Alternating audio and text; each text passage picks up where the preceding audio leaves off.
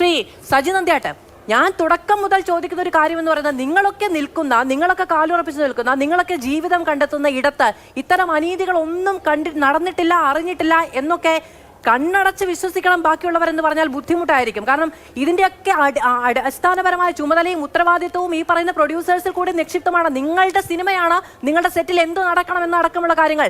ഇപ്പോൾ ഒരു 2018 കിട്ടിയ പരാതി ഇന്നാണ് ശ്രദ്ധയിൽപ്പെട്ടത് എന്നാണ് അമ്മ പറയുന്നത്. 2018 കിട്ടിയ പരാതി ഇന്ന് ശ്രദ്ധയിൽപ്പെട്ടെങ്കിൽ ഇന്ന് പോലീസിന് കൈമാറാനുള്ള ഉത്തരവാദിത്വം പോലും ആ സംഘടന കാണിക്കുന്നില്ല.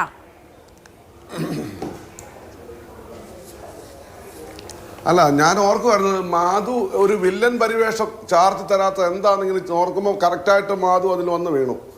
ഞാൻ അതിലേക്ക് വരാം. മാധു, നമ്മുടെ പ്രിയപ്പെട്ട സുഹൃത്ത് ജിൻഡോയുടെ ഒരു ചോദ്യം ആദ്യം ചോദിക്കട്ടെ.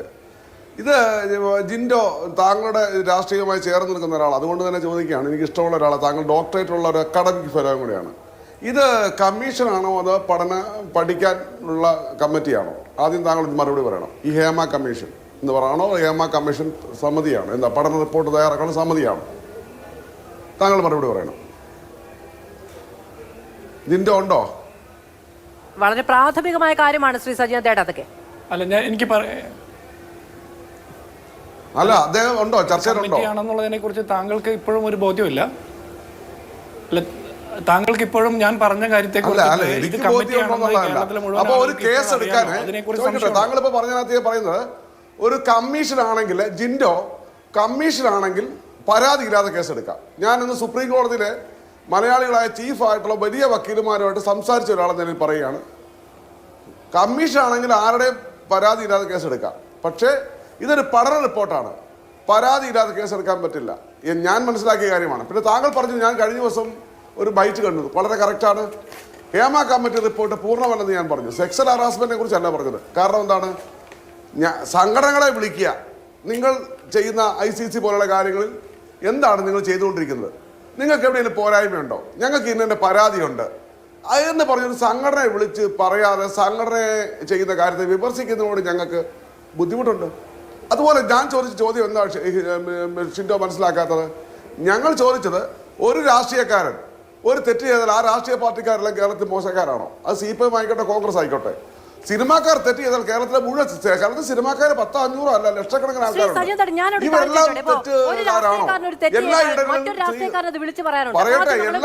സ്ത്രീകൾ. ഇത്രയും കാലത്തിനിടയ്ക്ക് ഈ പ്രൊഡ്യൂസേഴ്സിന്റെ സംഘടന ഈ പറയുന്ന സിനിമയിൽ ഏതെങ്കിലും ഒരു ഇടത്ത് വെച്ച് ഒരു സ്ത്രീയോ അല്ലെങ്കിൽ ഏതെങ്കിലും ഒരു സഹജീവിയോ അപമാനിക്കപ്പെട്ടു, അധിക്ഷേപിക്കപ്പെട്ടു, അല്ലെങ്കിൽ കുറ്റകൃത്യത്തിനിരയായി എന്നൊരു പരാതി സംഘടന എന്ന നിലയ്ക്ക് അഡ്രസ്സ് ചെയ്യുകയോ അത് നിയമ സംവിധാനത്തിൽ കൈമാറുകയോ ചെയ്തിട്ടുണ്ടോ?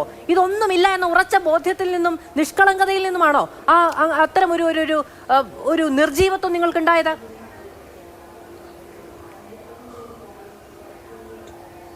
ഒരു കാര്യം മനസ്സിലാക്കുക മാധു, ഒരു പരാതിയും മാധു ആദ്യം മനസ്സിലാക്കുക. ഇതിനകത്ത് WCC ഉണ്ട്, ഈ പറഞ്ഞ ICCയിൽ, അത് മനസ്സിലാക്കുക. WCCയുടെ അംഗങ്ങളും ഉണ്ട്, അവരോട് ചോദിക്കുക. ഇവിടെ 3 വർഷമായി പരാതികൾ വന്നില്ല. ഞങ്ങൾക്കറിയില്ല, പരാതികൾ വരിക എന്ന് പറഞ്ഞാൽ അവിടെ ഉണ്ടെങ്കിൽ വരണം. പിന്നെ പരാതി തരാൻ പേടിയാണെന്ന് പറഞ്ഞാൽ ഞങ്ങൾക്ക് ഒന്നും ചെയ്യാൻ പറ്റില്ല. കാരണം എന്താണ്, 40 സ്ഥലങ്ങളിൽ ഒരേ സമയം ഷൂട്ടിംഗ് നടക്കുന്നു. ICC രൂപീകരിച്ചിട്ടുണ്ട്, ഞങ്ങൾ പറഞ്ഞിട്ടില്ല, ഞങ്ങളെ ഏൽപ്പിച്ചതാണ്, ഞങ്ങളത് ചെയ്തിട്ടുണ്ട്. പിന്നെ 40 ഷൂട്ടിംഗ് സ്ഥലങ്ങളിലേക്ക് പോകാനോ എൻക്വയറി നടത്താനോ ഞങ്ങൾക്കില്ല മാധു. ഞങ്ങൾക്ക് ജുഡീഷ്യൽ പവർ ഇല്ല. ഞങ്ങൾക്ക് നിർദ്ദേശിക്കാനാ പറ്റുന്നത്, ഇന്നുപോലെ ചെയ്യണം, ചെയ്തില്ലെങ്കിൽ സമ്മതിക്കില്ല. ICC ഉണ്ടായിരിക്കണം. അവിടെ പെൺകുട്ടികൾക്ക് പരാതി ഉണ്ടാകാൻ പാടില്ല. ഞാൻ ചോദിക്കട്ടെ, നിങ്ങളുടെ ഇടങ്ങളിൽ ICC ഉണ്ടോ? നിങ്ങളുടെ ഇടങ്ങളിൽ നിങ്ങൾ തൊഴിൽ ചെയ്യുന്ന സ്ഥലങ്ങളിൽ ICC ഉണ്ടോ? കേൾക്കട്ടെ, നിങ്ങൾ എല്ലാവരും ഒരു സിനിമയിലും ഇതുവരെ ഇത്തരത്തിലുള്ള ഒരു ചൂഷണവും ഉണ്ടായിട്ടില്ല എന്ന ഉറച്ച ബോധ്യം നിങ്ങൾക്കുണ്ടോ? അങ്ങനെയാണെങ്കിൽ പിന്നെ നിങ്ങൾക്ക് ഞെട്ടേണ്ട കാര്യമില്ലായിരുന്നല്ലോ. അല്ല, ഞങ്ങൾക്ക് ബോധ്യമില്ലായിരുന്നു. ഇത് ചിലത് രഹസ്യമാക്കി വെക്കും, ചിലത് വെക്കി തീർക്കും. ഞങ്ങളോട് വന്ന് പറയുമോ മാധു? ഞങ്ങളോട് വന്ന് പറയുമോ ഇങ്ങനെയുള്ള കാര്യങ്ങൾ? ഞങ്ങളോട് പറഞ്ഞ് ഞങ്ങൾ നടപടി എടുക്കും.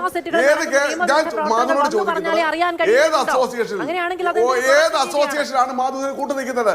മാധു, നിങ്ങൾ അങ്ങനെ പറഞ്ഞ് നായകവേഷ കൈയാളല്ല. മാധു ഒരൊറ്റ കാര്യം ചോദിക്കട്ടെ, എല്ലാ അസോസിയേഷനും നിൽക്കുന്നത് മെമ്പർമാരുടെ വെൽഫെയറിനാ. ഒരിക്കലും ഞങ്ങളുടെ അസോസിയേഷൻ ഞങ്ങൾ ഇങ്ങനെയുള്ള തോന്നിവാസം കൂട്ടു നിൽക്കുമോ? അത് ഞങ്ങളെ ബാധിക്കുന്നത്.